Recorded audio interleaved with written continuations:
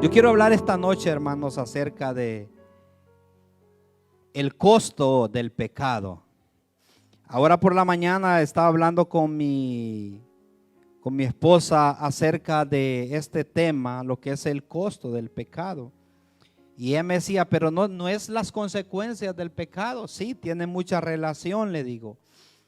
Pero imagínate cuando uno va a una tienda, cuando uno va al mall, va, los que les gusta ir bastante al mall, y miran una prenda bonita y preguntan, ¿qué vale esta prenda? Hay unos le hacen, ¡ay! Todo eso. Nos gusta ver el 50% de descuento. O el Black Friday es que le dicen, ¿va? Porque nos gustan las ofertas. Y le decía yo a mi esposa, cuando nosotros vemos un pecado, es como una oferta que está en una tienda.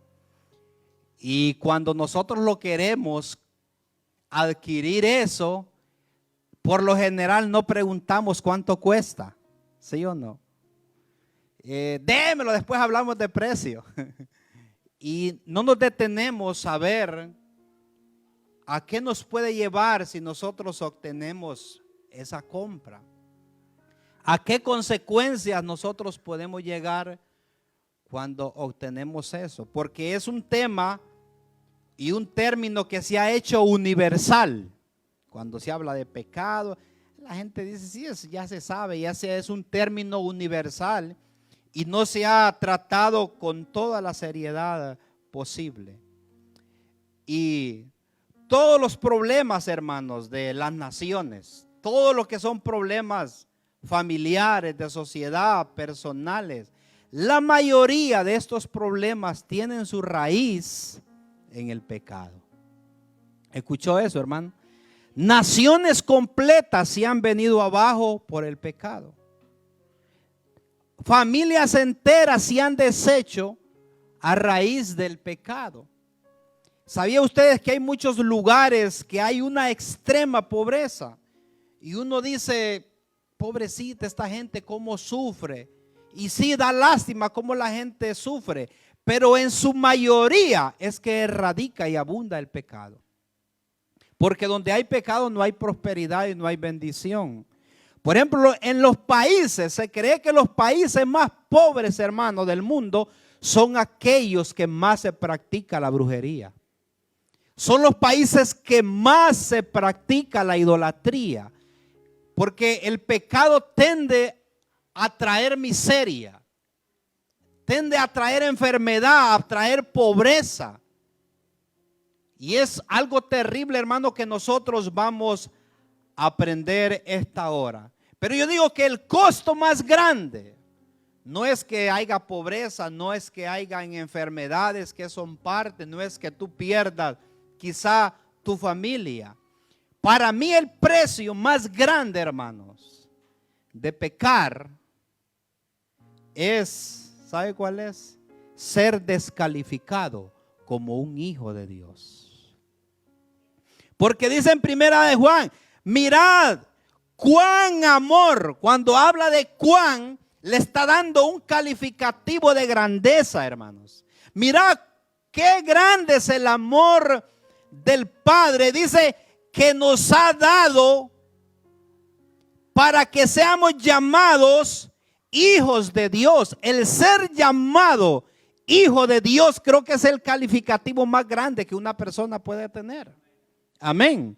Cuando nosotros nos preguntan quiénes somos o presentamos nuestro currículo, creo que es de lo último que nosotros nos acordamos. Yo soy el licenciado en derechos. Yo soy el encargado de aquí. Y nunca nos presentamos, yo soy un hijo de Dios. Que yo digo que es el privilegio más grande que una persona puede tener. ¿Cuántos dicen amén? Si hay cosas que usted se tiene que sentir orgulloso, pero no del orgullo del diablo, sino un orgullo santo. De hay cosas que usted tiene que sentirlas dentro de sus entrañas, es ser llamado hijo de Dios. Y Juan dice, mirad cuán amor nos ha dado el Padre de ser llamados hijos de Dios. Por eso el mundo no nos conoce. El mundo no entiende este idioma. El mundo no entiende este lenguaje, este dialecto, porque es un lenguaje del cielo, hermano. Porque muchas personas que he evangelizado dicen, yo soy cristiano. ¿Y yo qué soy? Dice, soy un animal. Porque cristiano, según ellos, le llaman a respirar y existir y ser un ser humano. No, son existencia y son creación de Dios. Pero cuando nosotros abrimos nuestro corazón y recibimos a Jesús como único y suficiente Salvador, eso nos constituye en hijos de Dios. Eso nos da un sello y una propiedad. ¿Cuántos dicen amén? Entonces dicen, miren hermanos, cuán amor nos ha dado el Padre para ser llamados hijos de Dios. Amados, ahora somos hijos de Dios. Porque muchos cuando dicen somos hijos de Dios, pero lo primerito que te miran son tus errores. Tu hijo de Dios. Porque te miran tus debilidades. Y porque mira que quizás muchas veces le ha fallado al Señor. Pero aquí da la respuesta. Amados, ahora somos hijos de Dios. Y aún no se ha manifestado lo que hemos de ser. ¿Escuchó eso? Somos hijos imperfectos. Aún no se ha manifestado lo que hemos de ser. Pero sabemos que cuando Él se manifieste, seremos semejantes a Él. Porque le veremos tal cual es. Dile que está a la par, todavía no has visto mi mejor versión, dígale. Sí, porque hay personas que nos juzgan. Y ahí está la persona con el dedo. Mire, y va a la iglesia. ¡Qué evangelio! Así me decían a mí. A los 2, 3 días de convertido. Y que ya dándome unas exigencias. Y a nosotros no nos pueden exigir, hermano, porque aún no se ha manifestado lo que hemos de ser. Mediante estemos este cuerpo, usted va a estar propenso a cometer errores, a cometer debilidades. Se va a equivocar muchas veces y se va a equivocar feo. Pero que eso no lo desanime, porque usted no es hijo de Dios por sus perfecciones. Es hijo de Dios por lo que decía Dani al inicio, por lo que Él hizo en la cruz del Calvario. ¿Cuántos dicen un amén? Denle aplauso al Señor. Y a su nombre. Nosotros cuando tenemos ese concepto, hermano, de que somos hijos de Dios, nuestra mentalidad va a cambiar. Nuestra mentalidad va a cambiar. Pero ahora, hay algo serio acerca de esto, hermano, lo que es ser hijo de Dios, que es lo que voy a hablar, el costo de lo que es el pecado. ¿Qué es el pecado? Yo lo defino, es rebelión contra los mandamientos de Dios, contra la palabra de Dios y contra Dios mismo. ¿Escuchó esto, hermano? El pecado es rebelión contra los mandamientos de Dios, contra la palabra de Dios y contra Dios, que es lo mismo. Y pecado es toda acción o omisión voluntaria, hermano, contra la ley de Dios. Quiero decirte, hermano, que el pecado nunca es gratis. Satanás lo hace ver barato. Satanás le da una cara de, sí, no pasa nada. No va a pasar nada, nadie se va a dar cuenta. Pero déjeme decirle que tarde o temprano ese bill le va a llegar. Ese recibo llega porque llega. Muchas veces los impuestos los obviamos. Muchas veces estamos exentos supuestamente creemos que podemos tener ese privilegio, hermano, pero tiene que llegar, ¿sabe qué? La consecuencia del pecado, porque Dios es un Dios santo y Dios no puede pasar por alto el pecado. Nosotros nos podemos asociar, no deberíamos, pero podemos asociar con el pecado. Pero Dios es tan santo, Dios es 3 veces santo, hermano, que no pasa por alto, aunque sea mínima la mentira. Porque nosotros le hemos dado tamaño a los pecados. Creemos que el que mata, el que roba, el que comete cosas, ¡ay, qué pecador, qué barbaridad, que no se arrepiente! Pero ustedes dicen sus mentiritas. Y hasta dicen que son blancas. Yo en la Biblia no he visto que hay mentiras blancas, ni azules, ni moradas. Porque creemos que Dios lo poquito lo perdona y lo grande no. Hermano, pecado es pecado aquí en la China. Y es más grave de lo que nosotros los imaginamos, hermanos. El costo es grande. Escuche esto, hermano. El costo del pecado es grande y por donde pasa siempre va a dejar huella. Por donde el pecado pasa siempre va a dejar huella. Siempre va a dejar cicatrices. Siempre va a dejar heridas y frustraciones. El pecado yo lo miro que es como recién pasa un huracán. Y usted mira ramas de árboles caídas. Usted mira las calles sucias. Usted mira aquel montón de hojas.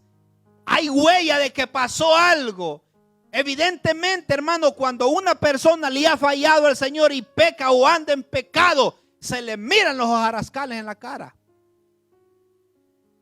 Y se nota que hay algo malo ahí. Se nota que hay algo desalineado. Y usted puede venir aquí, gozarse, puede ser parte de la alabanza. Y usted cree que todo está bien, hermano. Pero se nota, hay algo dentro de usted que no se va a activar y no lo va a dejar tener una línea directa hacia el Padre. Porque el pecado es como una barrera que detiene la comunión con Dios. Y a su nombre. Y es más grave de lo que nosotros nos imaginamos. Hay personas que están heridas, quizás esta noche o los que nos escuchan, están heridas, resentidas, tienen frustraciones y tienen huellas de amargura. ¿Sabe por qué? A causa del pecado. Porque el pecado es como un cáncer que si no se trata a tiempo, entre más lo deja usted, más le carcome los huesos, dice la palabra. Más le hace, más le destruye su corazón. Por eso de inmediato hay que tratar con el pecado. Y eso solo por medio de la sangre de Jesucristo, que Él nos limpia de todo pecado. Por muy sucio, por muy negro que sea. ¿Sabe qué dice la palabra? Aunque te laves con lejía y amontones jabón sobre tu cabeza, la mancha de tu pecado permanecerá sobre ti. Ya nos podemos bañar bien, hermano, con el jabón que nos bañamos en Honduras, jabón de pelota. Con ese me bañaba yo mucho, pero no había de olor. ¿Valvis? Y nos podemos peinar bonitos y nos podemos olorosear y llegamos. Ay, qué rico huele el hermano. Pero es loción. Pero quizás dentro de su corazón hay una mancha que esa no se quita con loción. Esa solo la sangre de Jesucristo la saca de ahí. Esa solo la sangre de Jesucristo. Por eso esta noche la buena noticia. Si tú te sientes manchado, si tú te sientes que hay algo, esta noche te puedes ir limpio en el nombre de Jesús. Porque no hay pecado que se resista a la sangre de Jesús. Por muy bajo que haya caído, Dios nos puede levantar de nuevo. Dios nos puede volver a estar de pie otra vez. 7 veces cae el justo y Jehová lo sostiene. Si tú pecaste ayer, no te desanimes, vuélvete a levantar hoy. Y quizás pecaste hoy, no te desanimes, vuélvete a levantar, porque en Dios hay esperanza. Ahora perseveraremos en el pecado para que la gracia abunde de ninguna manera, dijo Pablo. Porque mire cómo nosotros debemos tratar lo que es el pecado. El que conoce a Dios, el pecado, hermano, no es un estilo de vida. ¿Escuchó esto? Porque nosotros podemos pecar, pero no somos pecadores. Y el pecador, el pecado lo vuelve un estilo de vida. Se levanta por la mañana, a ver, ¿qué pecamos hoy? Me da ganas de estrenar un pecado nuevo hoy. Sí, porque estoy aburrido de mentir, a veces le miento al jefe. Fíjate que no puedo llegar porque estoy enfermo. Y es que se desveló toda la noche viendo WhatsApp y viendo otras cosas. Como que ya me aburrí de mentir. Vamos a ver qué peco.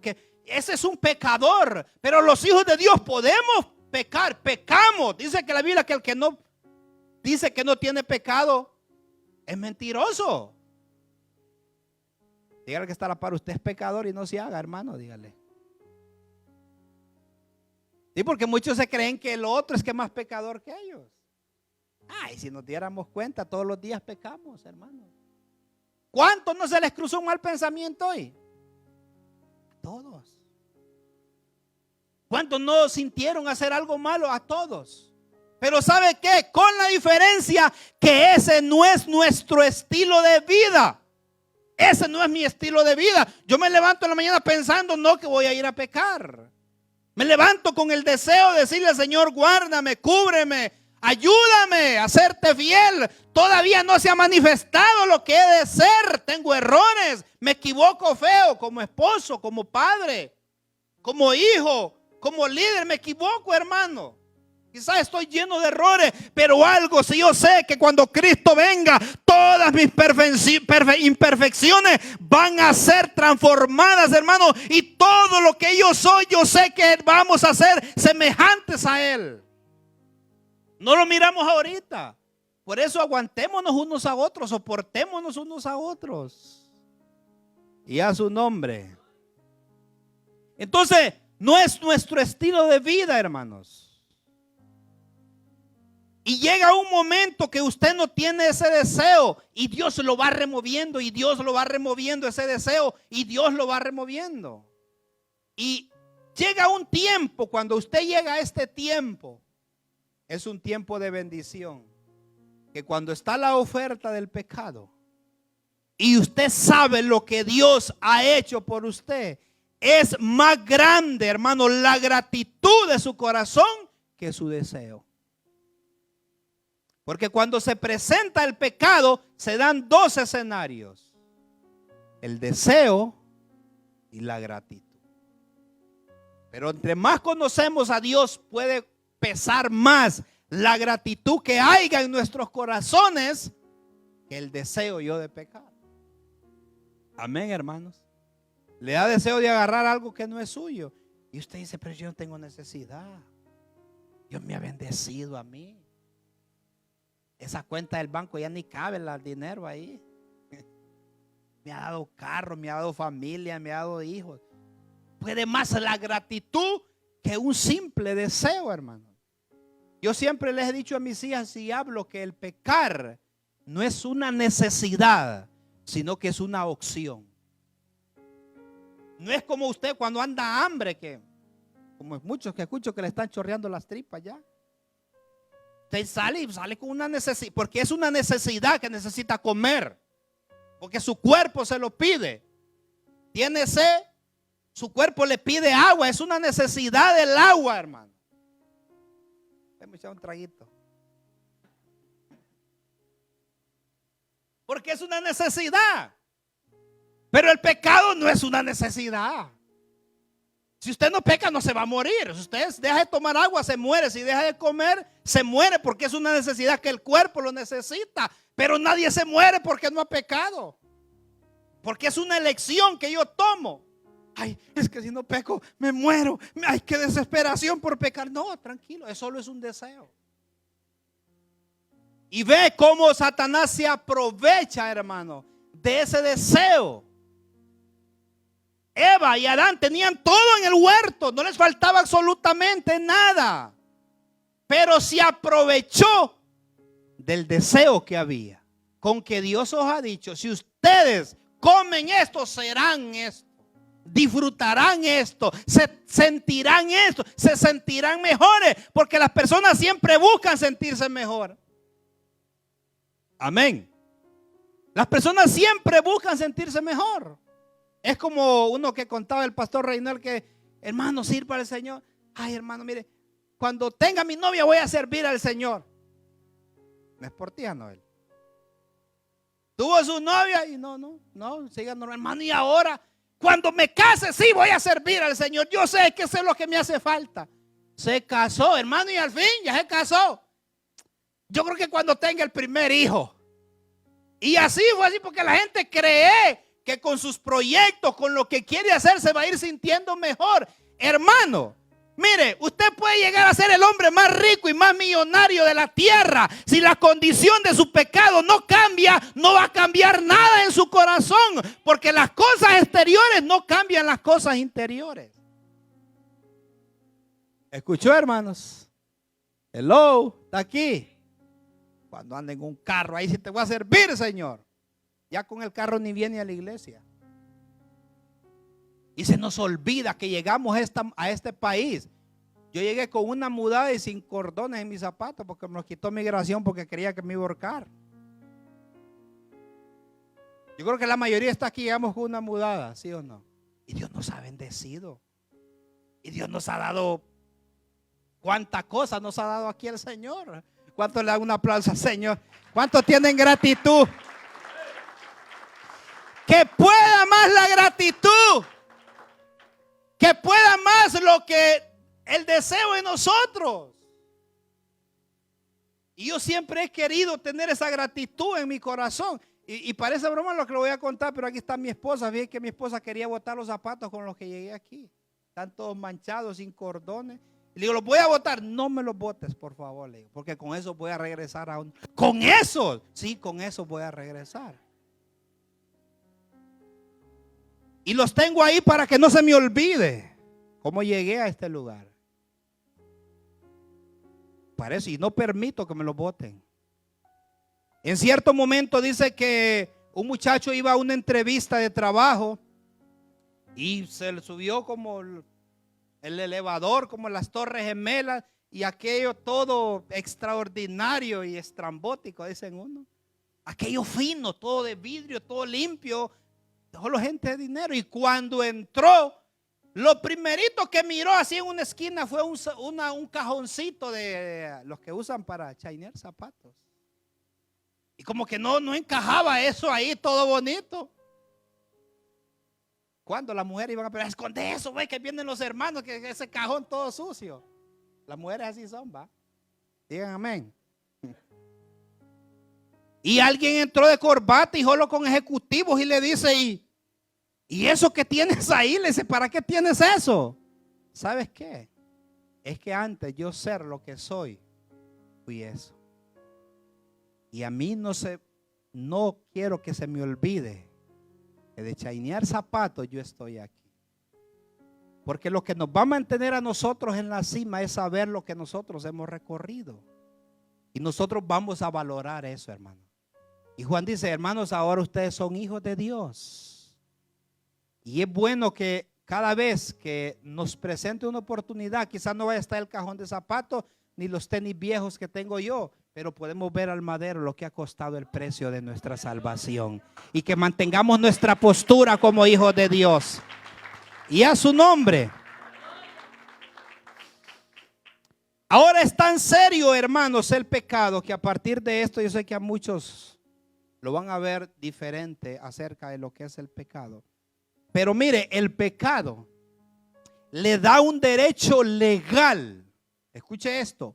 En el mundo espiritual, el pecado le da un derecho legal al diablo para que pueda actuar libremente en una persona. Porque dice en el 8, ¿qué dice el 8, hermano? San Juan, primera de Juan 3:8. El que practica el pecado. Ay, Dios, qué fuerte esto, hermano. Es del manga verdes. El que practica el pecado es del diablo, porque el diablo peca desde el principio. Para esto apareció el Hijo de Dios, para deshacer las obras del diablo. En pocas palabras, repito, el pecado da un derecho legal sobre una persona de actuar libremente, de operarle tristeza, de operarle depresión, de operarle enfermedades, hermanos. En pocas palabras, el pecado le da una identidad al ser humano de ser llamado hijo de Satanás. Y el nosotros arrepentirnos, convertirnos, hermanos, nos da una identidad de ser hechos hijos de Dios. ¿Ven lo serio que es, hermano? Esto es serio. Y saber, hermano, que Satanás tiene un derecho legal sobre una persona, yo lo considero es que como que camine las llaves. Es como que yo camine las llaves de donde el hermano marroquí, yo llegue sonando las llaves y abre la puerta y él me mira dentro y agarro el control, prendo el tele, me quito los zapatos. Y dice, bueno, ¿y esto qué le pasa? No, yo tengo un derecho ahí porque yo ando las llaves. Entonces así es Satanás en las personas. Camina las llaves de su corazón.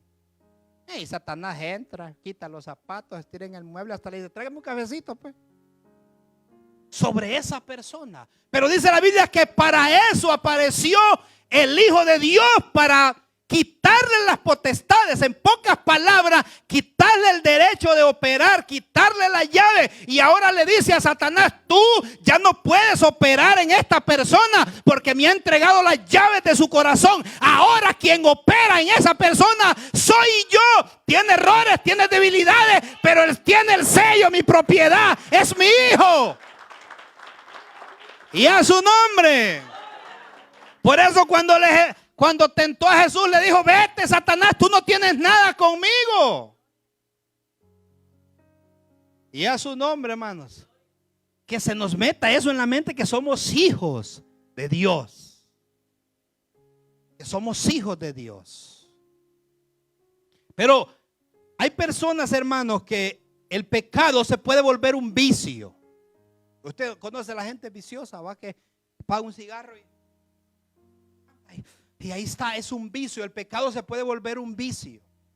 Y hay un círculo vicioso. ¿Qué es un círculo de pecado? Es que usted lo comete, lo vuelve a cometer, se vuelve un círculo. Pero ese círculo se rompe solo arrepintiéndose y convirtiéndose. Porque dice la Biblia que el que encubre su pecado no prosperará. Mas el que lo confiesa y se aparta, dice que alcanza misericordia. Entonces se rompe ese círculo.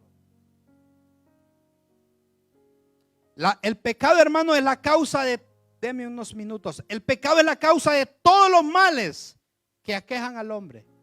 Todos los males, hermanos, siempre van a ir a dar que hay una raíz de pecado. No va a haber otra. Y sobre todo que nos aleja de Dios, como decía antes. Nos aleja de Dios. Por eso Adán cuando pecó, hermanos. Para mí que lo más serio no es que adiós a las frutas, adiós a los animalitos, adiós a la comodidad del jardín. Y me imagino a Adán llorando y viendo para atrás. ¿O ve? Ya está. Para mí que lo que más me hubiera dañado es haberme alejado de Dios. Cuando tenía un acceso y una comunión directa con Él, y perder, hermano, esa comunión con Dios, eso es lo más triste. Y el pecado nos aleja de Dios, nos aleja de nuestro prójimo, nos aleja, hermano, incluso de nosotros mismos. Es difícil descubrirnos quiénes somos si nosotros, nuestro corazón no está bien delante del Señor. El pecado enferma, el pecado envejece, el pecado trae muerte. ¿Por qué cree que ya le van viendo arrugas a usted? A raíz del pecado, hermano. La gente envejece por el pecado, por lo que se hizo. ¿Por qué la gente se enferma? No todo pecado su origen, no toda enfermedad, perdón, su origen es el pecado, claro que no. Pero la enfermedad entró a este mundo a raíz del pecado. Si me doy a entender, no es porque usted esté enfermo, esté en pecado, no. Y hay 4 formas de pecar: de palabra, de pensamiento, de acción, de omisión. ¿Sabe cuál es el pecado de omisión? Dice la Biblia que el que sabe hacer lo bueno y no lo hace, le es pecado. Es que tú omitas tu responsabilidad. Como cuando aquel sacerdote, dice la palabra, que vio, estaba alguien caído, herido. Y la responsabilidad de él era ayudarlo. La responsabilidad era levantarlo, llevarlo al mesón y que le vendaran las heridas. Era su responsabilidad. Pero cuando tú te haces de la vista gorda en tu responsabilidad, como hijo de Dios, estás pecando. Y ese se le conoce como el pecado de omisión.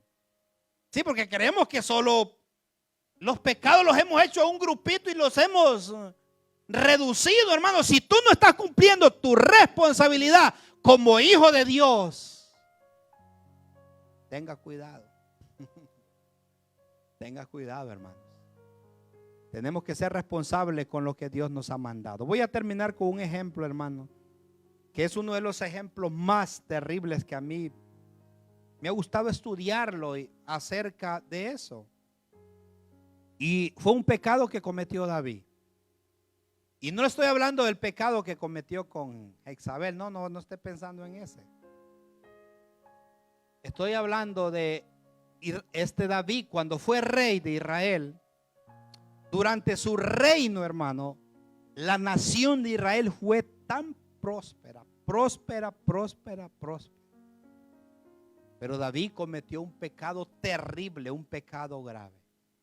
Se le ocurrió a David realizar un censo. Yo no sé si usted ha leído esta parte de la palabra. Porque cuando él ya se miró bien bendecido, cuando él ya se miró que él siendo rey, dijo, vamos a levantar un censo.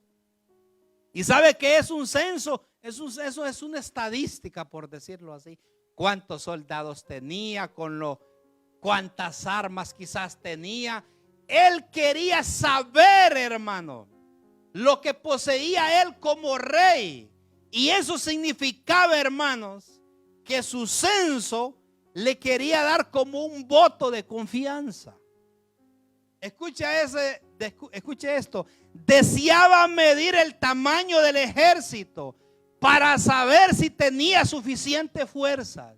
Y eso era terrible, hermano. ¿Sabe por qué? Porque él su éxito, él su gloria lo quería medir en números. Porque a veces se nos olvida que lo que nosotros tenemos, hermano, es por la gracia y es por la misericordia de Dios. No es por lo que usted posee. Porque David quería tomar posición de otras naciones, de otras ciudades. Y a ver, le dijo, ven. Quiero que mires a ver cuántos soldados tenemos. Y comenzaron se me olvida el número, tenemos tantos soldados, hay tantos. Sí, ahora sí tenemos la capacidad de enfrentar. Y se le olvidó Dios. Se le olvidó que era el Señor que daba la victoria. No era el número de soldados, no eran las armas que poseían, no eran en las estrategias militares. Era la gracia de Dios, hermano, que no se nos olvide a nosotros que lo que nosotros obtenemos, hermano, es por misericordia del Señor. Y él comenzó a levantar un censo. Estoy hablando de las consecuencias del pecado, hermano. Esto es lo que él quería para tomar un poco de gloria, quizás en sí mismo. Sí, tenemos, por si llegaba un visitante, otro rey. Sí, tenemos 60,000 soldados. ¿Qué quiere?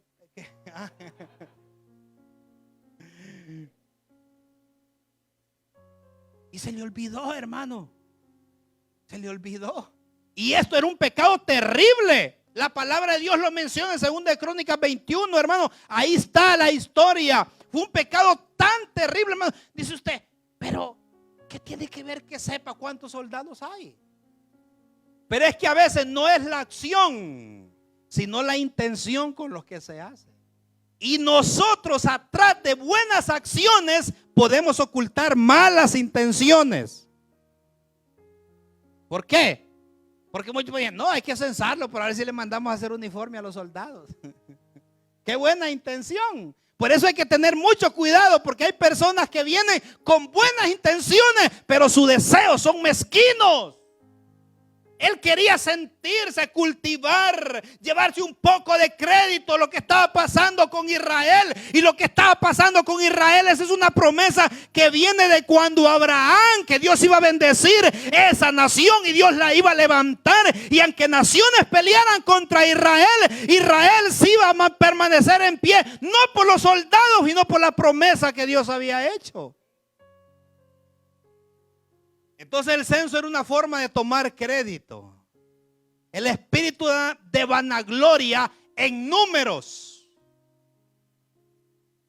Los números nos pueden volver vanagloriosos a nosotros. Había una tendencia de confiar en números. ¿En quién confía usted? ¿En los números? Sí, hermano, yo estoy ganando para honra y gloria del Señor 35 la hora. ¿Esa es su confianza? Sí, hermano, fíjese que y cuentan de números. Nosotros ya no pensamos, sino que sumamos y restamos. Tenemos la calculadora ya incorporada, así como en las aplicaciones viene la calculadora. Nosotros son números. Y se nos olvida vivir del favor y de la misericordia del Señor. Tenía la tendencia de confiar en números, hermano, y no en Dios. Y eso era un pecado terrible. Pero él censó al pueblo y alguien le dijo: no censes al pueblo, le dice, porque eso es pecado. Porque en el libro de Éxodo estaba estipulado que se censara el pueblo solo porque las personas, hermano, con otro motivo de pagar por su rescate, pero no para vanagloriarse. Y él no hizo caso, hermano, y censó al pueblo. Ahora viene la factura. El problema era cuando le llegara el bill. Y llegó el profeta y le dice: hay 3 castigos, escoge uno, le dice, porque vas a ser castigado por lo que dice.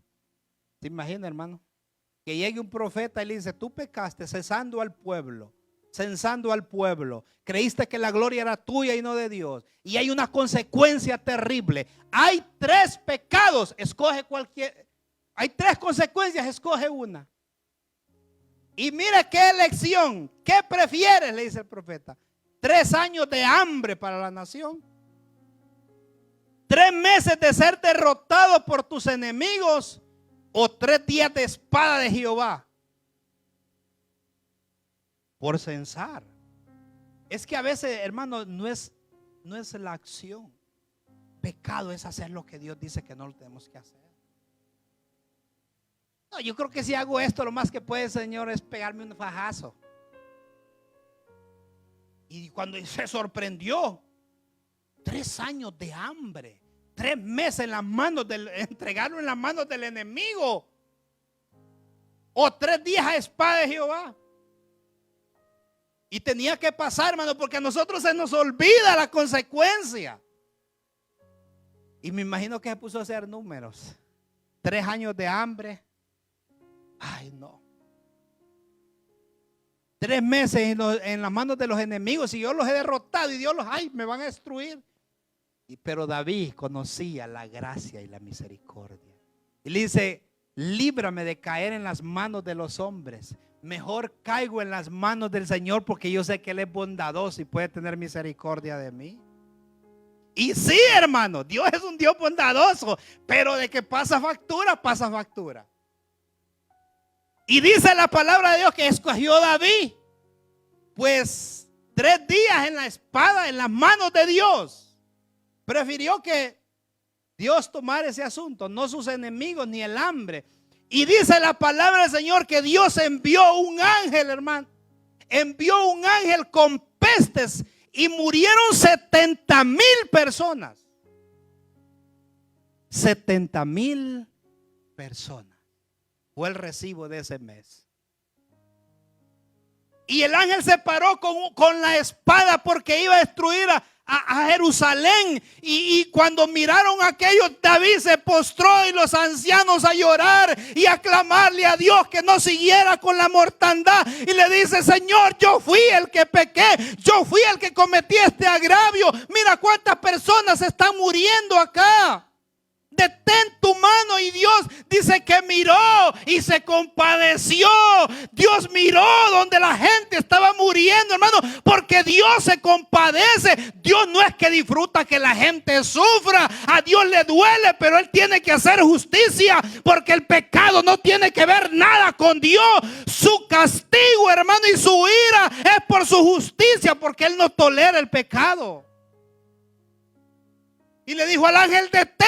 Y dice que el Señor le dolió, se arrepintió, dice la palabra, de lo que estaba pasando. Y le dije: ve, ofréceme sacrificio, clama. Y eso es lo que tenemos que hacer nosotros cuando hemos pecado, cuando hemos fallado. Postrarnos. Dice que David levantó un altar a ofrecer holocausto, y comenzó a clamar, y en respuesta a eso, dice la palabra, que Dios le contestó con fuego. Porque siempre que alguien se acerca a Dios, Él tiene que contestar, más cuando es un corazón arrepentido, más cuando es una persona que está reconociendo sus errores. Claro que Dios va a contestar. Y descubrí con la palabra que no solo a Elías se le contestó con fuego, sino a David. Ahí dice la palabra que le contestó con fuego en el holocausto. Porque Dios contesta, hermano. Pero tiene que ser cuando nosotros le pedimos perdón al Señor. Si tú esta noche sientes que has fallado y le has pecado, es la noche de decirle al Señor: yo ya no quiero ser así. Póngase de pie esta hora, vamos a orar al Señor.